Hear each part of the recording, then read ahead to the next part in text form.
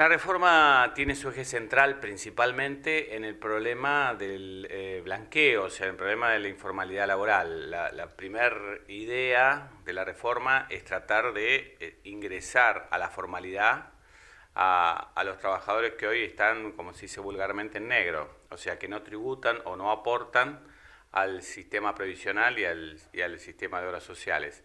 Esto es un problema muy grande, un tercio de la informalidad en Argentina, es una locura, una cantidad muy grande, pero se debe principalmente a una situación de anomalía que se ha profundizado y que se ha establecido como cultura, que es la idea de que las cargas impositivas y las cargas previsionales se consideran muy altas, lo que se llama el impuesto al trabajo, y esto ha hecho que inclusive tanto trabajadores como empleadores, pero por supuesto los empleadores son los que ponen las condiciones, hayan de alguna manera pactado mantenerse al margen del sistema en forma total o parcial para evitar justamente uno una remuneración inferior por los descuentos que se le hace y el otro mayores cargas.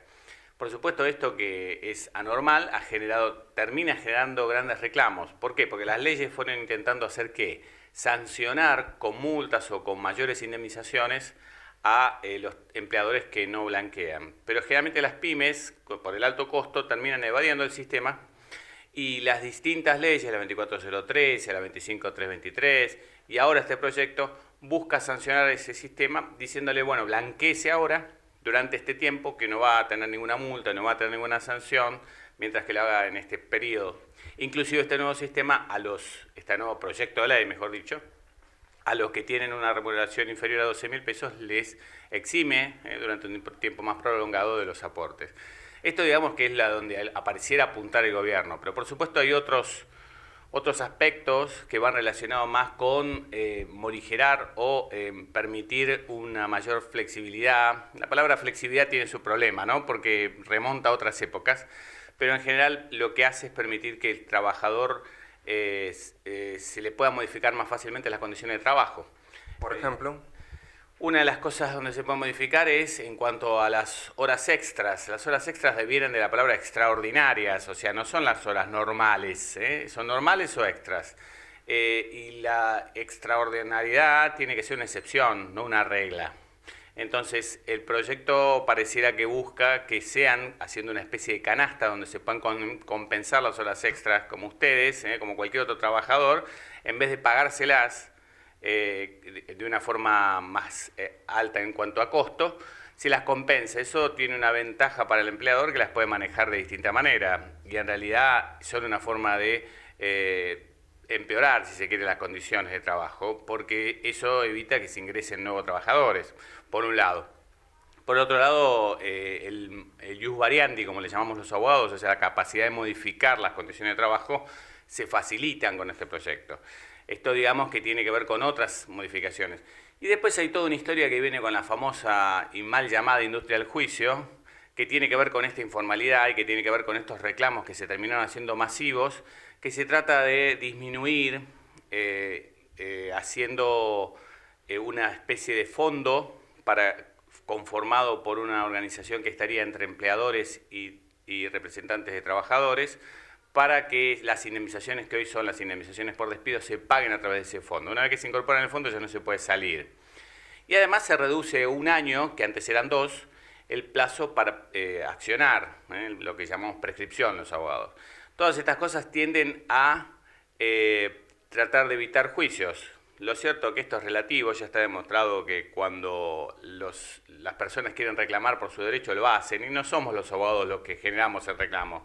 Nosotros por supuesto trabajamos de eso porque es nuestra función, pero la verdad es que la gente reclama porque se ve vulnerada en sus derechos y cuando ve que la situación laboral, esta relación que se había formado, se rompe, bueno, busca reclamar por todo lo que le corresponde y se ampara en la ley. Nada de lo que se reclama es algo que la ley no diga. Entonces, este esquema de sostener que es el reclamo, el causante de todos los problemas, en realidad es ver la punta del iceberg y no ver todo lo que está detrás, que es un problema de falta de ordenamiento, de un problema económico y un problema social serio. ¿Y esta reforma cree que favorece, perjudica, equipara al empresario y a los trabajadores? Lo que busca la reforma es aumentar el empleo en blanco y fomentar la incorporación de empleo.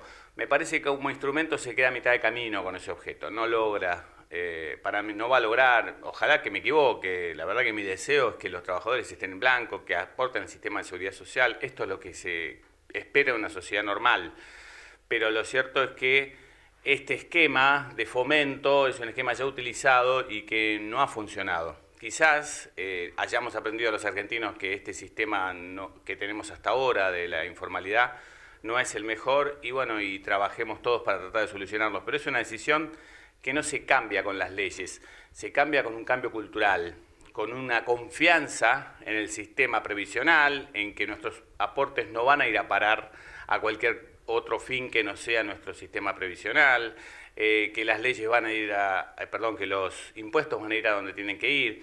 Todo esto es un cambio cultural, un cambio de confianza que se logra con el tiempo, con la estabilidad, con la creencia de la gente en la ley. La ley no se cumple porque nos den garrote y palo, la ley se cumple porque la gente cree en ella, principalmente. Entonces, mientras que no creamos en nuestras instituciones, cualquier reforma siempre va a quedar a mitad de camino. Entonces, paralelamente a esta reforma tendría que, como dice usted, generarse todo un cambio cultural. Desde ya. Los primeros cambios culturales están dados principalmente por ciertos signos de confianza. La disminución de la carga impositiva real, o sea, un verdadero cambio, no digo que sea abrupto, pero sí progresivo de lo que paga principalmente las pymes. El principal empleador en nuestro país son las pequeñas y medianas industrias. Si no se les da un respiro a ellas para que no sea heroico abrir una empresa y tener a toda su gente bien registrada, entonces va a ser complicado que el empleo se genere. Entonces ese es el primer paso. El primer paso es bajar los niveles de contribución. Lo que pasa es que eso va de la mano de que el Estado gaste menos y el Estado hoy tiene que sostener toda una estructura generada justamente por todo un régimen de sostenimiento de personas que hoy no pueden siquiera llegar al empleo. Es un juego difícil, ¿no? Porque bajar su déficit significa desatender algunos planes, subsidios y cuestiones que el Estado está sosteniendo, y por el otro lado también significa fomentar que si gasta menos el Estado se puedan cobrar menos impuestos. Bueno, es un círculo, diríamos, vicioso, del que es difícil de salir. A cualquier gobierno le va a pasar lo mismo. A este gobierno hoy se ha propuesto esto, como se lo han propuesto en otro momento otros. Vamos a ver qué suerte tienen, ¿no?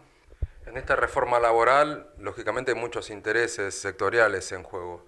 ¿Cree que el sector del gremialismo será el más crítico?